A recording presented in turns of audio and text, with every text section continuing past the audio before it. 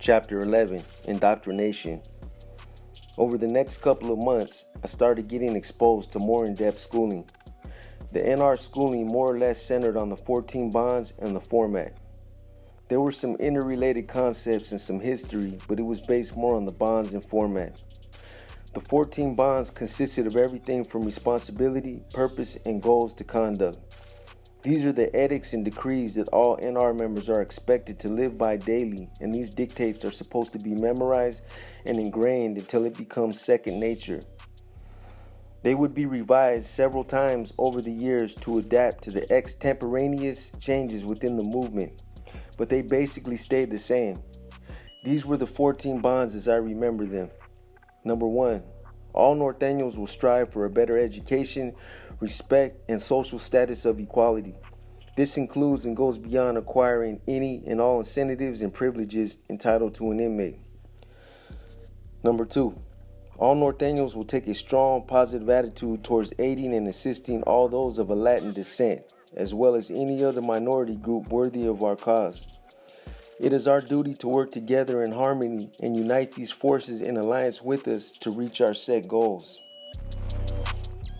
Number 3, a Norteño will do everything within his reach and capability to acquire mainline status.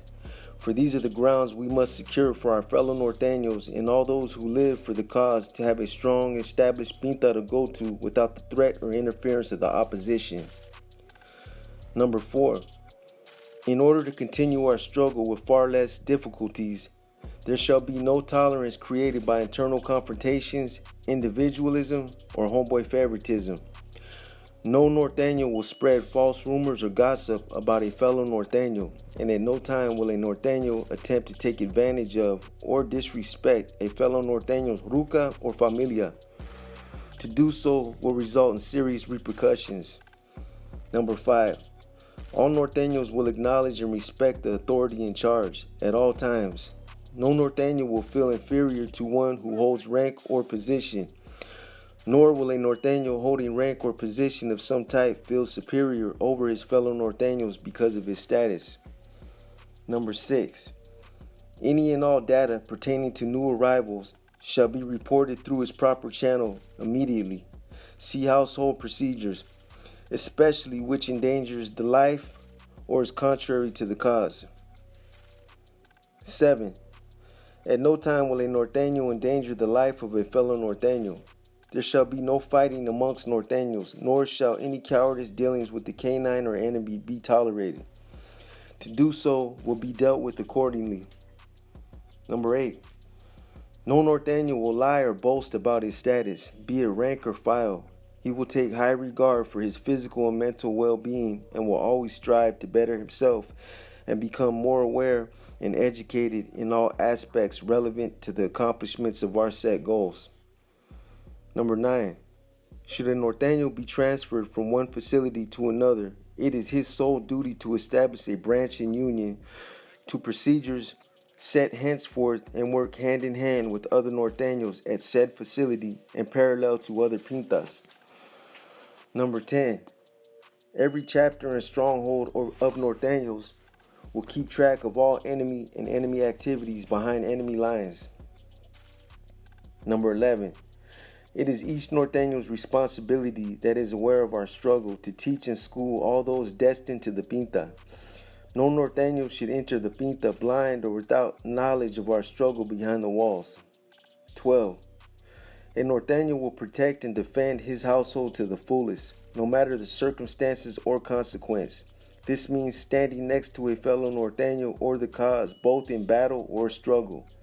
To abandon such responsibilities will be considered an act of treason. Number 13, a Norteño leaving to the streets is encouraged to assist his fellow Norteños behind the walls in whatever form or fashion he may choose. This is not mandatory, but is a step toward the elite circle of dedicated Norteño soldado. Number 14, a Norteño shall stay abreast of all new laws, policies, and procedures. No portion of this format is to be misinterpreted or abused for personal gain. To do so will be considered as an act of treason. Those are the 14 bonds. The format, also known as the Norteño Plight, consists of guidance and history. This is to provide enlightenment to all NR members as to why the NR was created, the historical events behind it, and why this movement's unified existence is so vital to the Norteños' future behind the walls. As with the bonds, all NR members were required to memorize and incorporate it into their daily lives.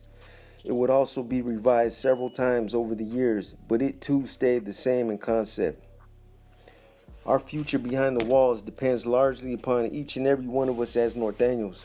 The will to leave old attitudes to the past and the will to adopt to new and more meaningful and fulfilling ideas. The determination to fight and challenge all those who oppose our unity and advancement towards equal justice. Let each of us as Norteños recognize the true purpose of our struggle as a close-knitted raza. Furthermore, let us also be the enlightenment and inspiration of others behind the walls that stand victim to the prejudice and the abuse of the misused authority within the penal system. Advancement demands change. It is each Norteño's responsibility to promote unity amongst our own kind as well as any other raza in need of our guidance, assistance, or our moral support. A true believer of our struggle is to be treated with dignity and respect on all levels. The true purpose and goals of a Norteño behind the walls is to establish a strong positive attitude for himself as well as for the raza and any other minorities in such need. It is apparent that within a Norteño struggle for better educational opportunities, social respect, and equality, there exist those who are of the same heritage and background who, for their own selfish reasons, create obstacles and work alongside other group segments that are contrary to the people's struggle. These degenerates are known as bandidos, who thrive upon their own people's hard work, sweat, and blood.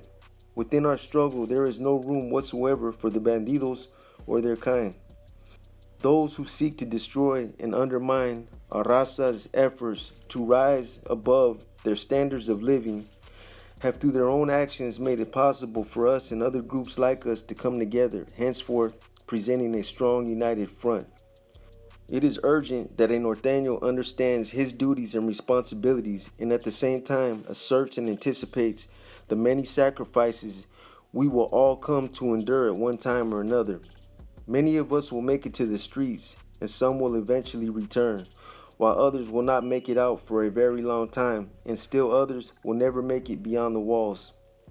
However, while on the inside, we must establish a strong foothold in the Pinta for all those who remain and those who shall return.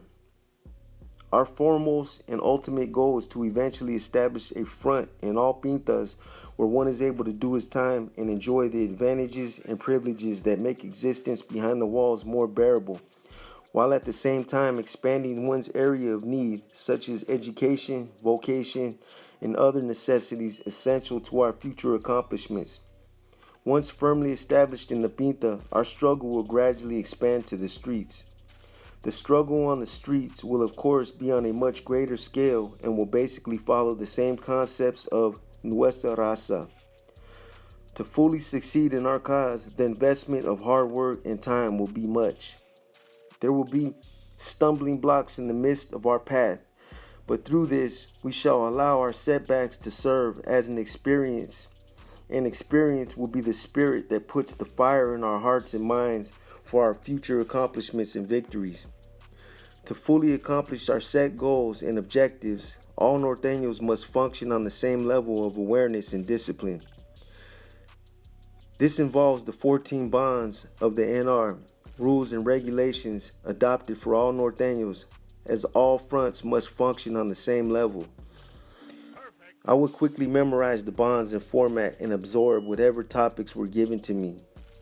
I always took my schooling serious, and it was something I always looked forward to. We also covered weaponry, mainline training, sign language, and some areas of law, such as conspiracy and narcotics trafficking.